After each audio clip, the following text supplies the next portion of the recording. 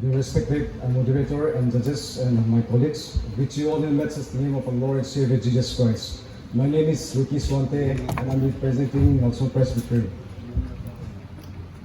So it gives me a great pleasure and honor to stand in front of you all and to deliver a speech on tribalism and Christianity. It's a significant topic for me personally, so as a result I'd like to combine the tribalism and Christianity in the form of Christian tribalism.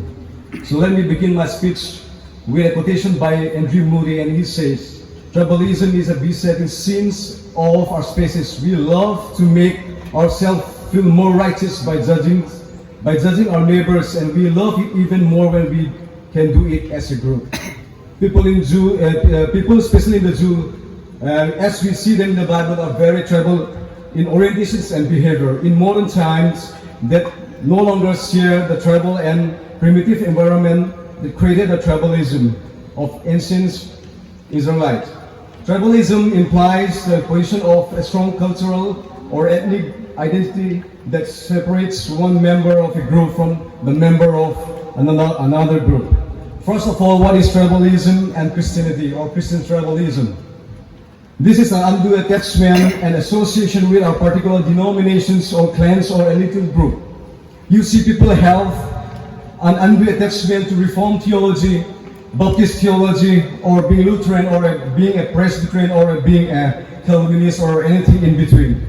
Their disattachment, their identity, everything they want to do is simply to spread their own particular sets, and they view the Christians and with scorns, and they kind of view them as my tribe versus your tribe. That's where the idea of tribalism comes from.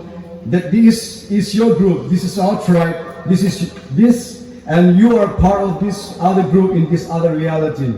Tribal love is most naturally limited to tribe. The tribe might be composed of very small community, some family, or a family, or most basic and strongest tribe is the self, or the individual. That is why survivalist persons are ultra selfish. Tribal love is selfish. That's why tribalism is not suited to Christianity. Tribal love is defensive and and offensive to others. Now, if you think about it, there is a type of tribalism that is biblical and healthy, namely the tribalism of being Christ. There are insider of Christ and there are outsider of Christ, and that's healthy tribalism to recognize that there is a very even. Paul says man can marry a woman, and a woman can marry anyone in Christ the Lord. That's in that tribe. So that's healthy, but what very unhealthy within the body of Christ to have this tribalism is to say, if you are not Calvinist, if you are not a non-Calvinist, you are devil, you are evil. I want nothing to do with you. That's sectarianism. And that's actually forbidden in the scriptures. Tribalism, what we see in Israel, tribalism means love yourself and hate the others. But Jesus said, love your enemy as you love yourself. If you take a closer look of Jewish religious tribalism, many Christians take the cue from the culture of Israel sometime, and they forget that the culture of Israel recorded in the Bible is thousands or more than many thousands year-old traditions. That even modern day Israel is no longer the Israel that we read about in the Bible. The Hebrew people appropriate the universal God as their tribal God. So what else tribalism do? Tribalism blurs the other humanities. That's why many civilizations call other civilizations barbarian, evildoer, outsiders. Therefore, without guilt of all that is psychological conditioning.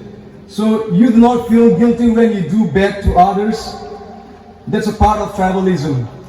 And sadly, Christians do that even now. Unlike never before, our society has been divided so much that we see the division between the clans and the tribe at its zenith. Tribalism made it easy to hate and annihilate the other. Tribalism sanitized and endures religious belief could lose all hesitation to kill everyone else. What about the tribalism of Jesus? Was he tribalist? Well, Jesus was from the tribe of Judah. That is clear. In Hebrew chapter 7:30-14, Jesus says that Jesus doesn't make an issue about his tribal identity. In fact, Jesus crosses tribal boundaries to teach and to love.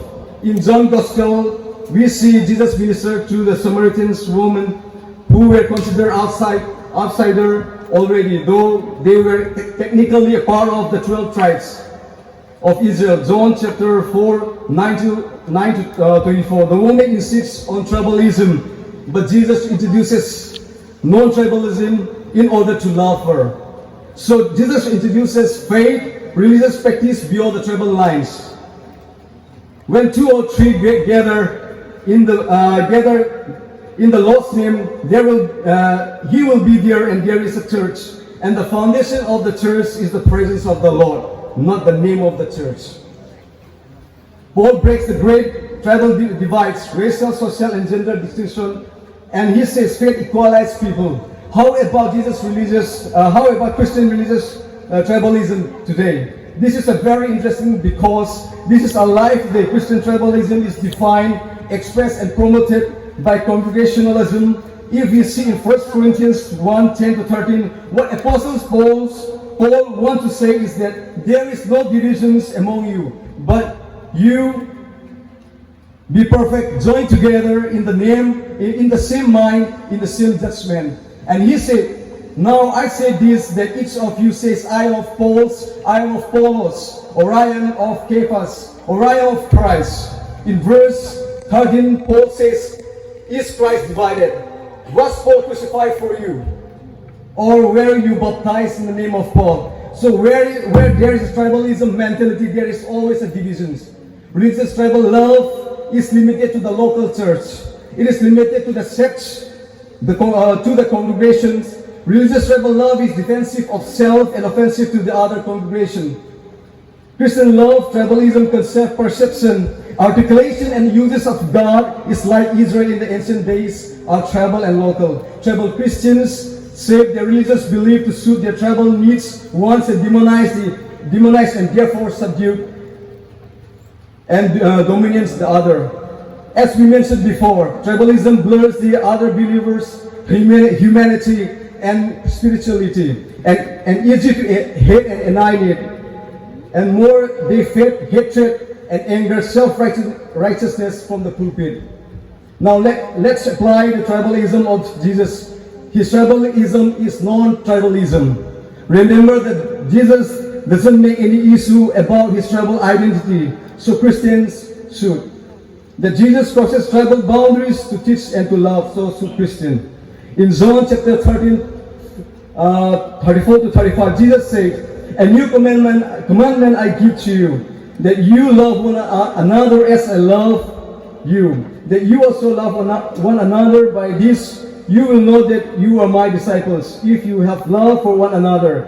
So love is the greatest doctrine.